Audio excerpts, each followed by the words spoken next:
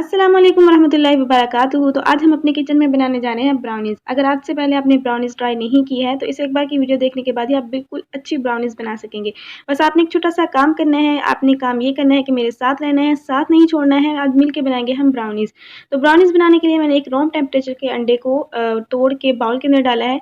आपने room temperature का अंडा ही लेना है, ठंडा अंडा बिल्कुल भी यूज़ नहीं करना है, इस बात का आपने ख्याल रखना है। उसके बाद हमने इसमें डाला है 1/4 कप ऑयल। आप ऑयल की जगह बटर का यूज़ भी कर सकते हैं, लेकिन बटर को मेल्ट करके इसके अंदर ऐड कीजिएगा। और 1/3 कप मैंने इसके अंदर चीनी ऐड की है। आप पाउडर शुगर भी ऐड कर सकते हैं। तो हम सारी चीज़ों को अच्छे से मिक्स करेंगे जब तक कि तीनों चीज़ें यकजान नहीं हो जाती हैं तब तक।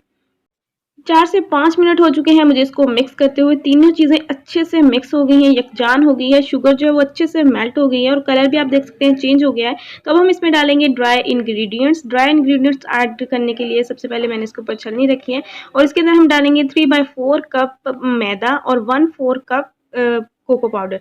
तो यहाँ पे आपने इसकी मेजरमेंट का ख्याल रखना है। सारी चीज़ों की मेजरमेंट मैंने एक ही बर्तन से की है आप लोगों की आसानी के लिए। तो आप भी घर में मौजूद किसी भी बर्तन का इस्तेमाल कर सकते हैं, लेकिन आपने सारी चीज़ें एक ही बर्तन से यूज़ करनी है। तो यहाँ पे हम ड्राई इंग्रेडिएंट्स को अच्छे से मिक्स करेंगे। सबसे पहली गलती जो लोग करते हैं वो क्या करते हैं कि ड्राई इंग्रेडिएंट ऐड करने के बाद इतनी देर तक स्टे दे देते हैं, तो ये भी सही नहीं है। बस ऐड करते ही आप फटाफट से इसे मिक्स कर लें। तो यहाँ पे बैटर जो है हमारा बहुत ज़्यादा ड्राई था, इसके अंदर मैंने 3 tablespoon room temperature milk add किया है। तो दूध जो है वो भी आपने रूम टेम्परेचर का लेना है, ठंडा दूध आपने बिल्कुल भी यूज़ नहीं करना है।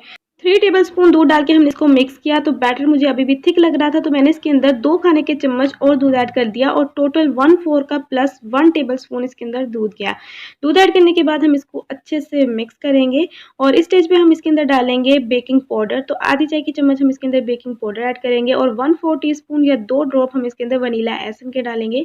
तो वनीला एसेंस डालने के बाद जो है वो हम इसको दोनों चीज़ों को भी अच्छे से मिक्स करेंगे। अच्छा, इन केस अगर आपके पास वनीला एसेंस नहीं है तो आप इसको स्किप भी कर सकते हैं, क्योंकि हमने इसके अंदर कोको पाउडर ऐड किया है तो ज़्यादा ज़रूरत नहीं होती है। तो यहाँ पे मैंने एक्स्ट्रा फ्लेवर के लिए इसके अंदर वनीला एसेंस ऐड किया है। तो सारी चीज़ों को हम अच्छे से मिक्स करेंगे और आप इसकी कंसिस्टेंसी देख सकते हैं, इतनी ऐसी कंसिस्टेंसी होनी चाहिए। ये केक के बैटर से थोड़ा-सा थिक होता है इसका बैटर। तो यहाँ पे अब हम इसके अंदर डालेंगे 1/4 कप क्रश की हुई चॉकलेट। आप कोई सी भी चॉकलेट यूज़ कर सकते हैं, आप चॉकलेट चिप्स भी यूज़ कर सकते हैं। जो आपके पास हो आप इसके अंदर बस काफ़ी सारी चॉकलेट ऐड कर दें। आप इससे ज़्यादा चॉकलेट भी इसके अंदर ऐड कर सकते हैं। तो यहाँ पे मैंने चॉकलेट ऐड करके उसको भी हल्का-सा मिक्स कर लिया है। तो यहाँ पे मैंने फ्राई पैन लिया है जिसके अंदर मैंने ऑयल लगा के बटर पेपर लगा दिया था और बटर के पेपर के ऊपर भी हल्का-सा ऑयल लगा दिया। तो सारा बैटर जो है वो हम इसके अंदर ट्रांसफ़र कर देंगे बहुत अच्छे से। बर्तन को अच्छे से साफ़ करेंगे। तो यहाँ पे हमने सारा बैटर जो है वो इसके अंदर डाल दिया है। इसको अब हम इक्वल सेट करेंगे ताकि पूरे पैन के अंदर ये अच्छे से इक्वल फैल जाए और इसको हम हल्का सा टैप करेंगे।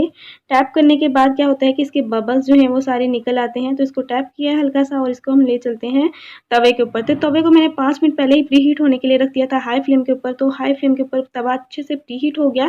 तो अब हम ये फ्राई पैन इसके ऊपर रखेंगे और इसको हम अच्छे से कवर करेंगे और कवर करने के बाद जो इसके अंदर ये सुराख है इसको भी हम अच्छे से बंद कर देंगे ताकि जो इसकी स्टीम है वो बाहर ना आ जाए।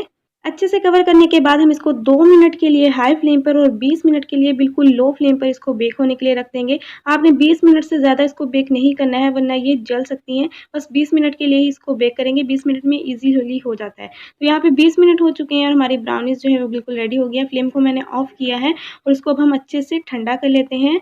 तो यहाँ पे हमारी ब्राउनीज़ जो है वो अच्छे से ठंडी हो गई हैं। मैंने इसको अच्छे से ठंडा कर लिया। अच्छे से ठंडा करके ही आप इसको काटिएगा और सर्व कीजिएगा, फिर ये खाने में टेस्टी लगती है। तो यहाँ पे हम इसकी कटिंग कर लेते हैं। जब तक ब्राउनीज़ की कटिंग हो रही है, मैं आपसे एक बात करना चाहती हूँ कि अगर आप मेरी वीडियो देखते हैं और उसको शेयर नहीं करते हैं तो प्लीज़ काइंडली इसको ज़्यादा से ज़्यादा शेयर किया करें अपनी फैमिली और फ्रेंड्स के साथ। तो यहाँ पे मैंने ब्राउनीज़ की कटिंग कर ली है और आप इसकी लुक देख सकते हैं। ये देखने में जितनी अच्छी लग रही है ना, टेस्ट में उससे भी कहीं ज़्यादा अमेज़िंग है। तो आप जो है वो इसको ज़रूर घर में ट्राई कीजिएगा, आपको बहुत पसंद आएगी। मेरे कहने पे एक बार तो ज़रूर ट्राई कीजिएगा और आप इसको बार-बार बनाने पे मजबूर हो जाएँगे, ये इतनी टेस्टी बनती हैं। तो आई होप आप लोगों ने आज की इस मज़ेदार सी, सिंपल सी, यूनिक सी, टेस्टी सी रेसिपी को एंजॉय किया होगा। थोड़ा-सा भी एंजॉय किया है तो फटाफट से लाइक कर दें। चैनल को सब्सक्राइब कर लें अगर आपने अभी तक नहीं किया हुआ है, बेल आइकन के साथ। मिलते हैं नेक्स्ट ऐसी ही मज़ेदार सी रेसिपी के साथ, तब तक के लिए मुझे दीजिए इजाज़त। अल्लाह हाफ़िज़।